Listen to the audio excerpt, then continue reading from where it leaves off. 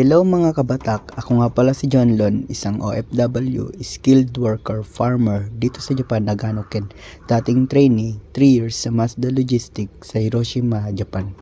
Isang OFW na nagsasakripisyo kahit maiwan ang kanyang mag-ina sa Pilipinas para lang maiahon, maibigay sa kanila ang kanilang pangangailangan sa araw-araw ng pamumuhay. Kaya sa mga kapwa ko OFW, laban lang sa hamon ng buhay.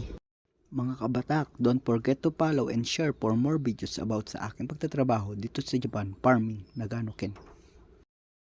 Ngayong oras naman mga kabatak, ipapakita ko sa inyo, ituturo ko sa inyo kung paano mag-boxing ng haksay or Chinese cabbage dito sa Japan, Nagano Ken. Sa isang malinis na box mga kabatak, kukuha ka ng isang haksay, ilalagay mo sa gitna. Then ang pangalawa naman, ilalagay mo sa isang gilid, itutulak mo ito, pupush mo siya para mag-fix siya. Then pangatlo, ilalagay mo doon sa isang gilid naman. Then yung isa naman sa taas naman ay baliktad naman siya para maisarado natin maayos yung box. Then yan, gitna ulit siya. Then pangalawa, doon ulit sa kabila. Pangatlo ulit niya ay sa kabila naman. Kailangan mo siya i-push para masarado natin maayos. Pag hindi kasi nasarado na maayos ang isang box is mahihirapan nating ilagay sa truck or pan-deliver ng mga gulay.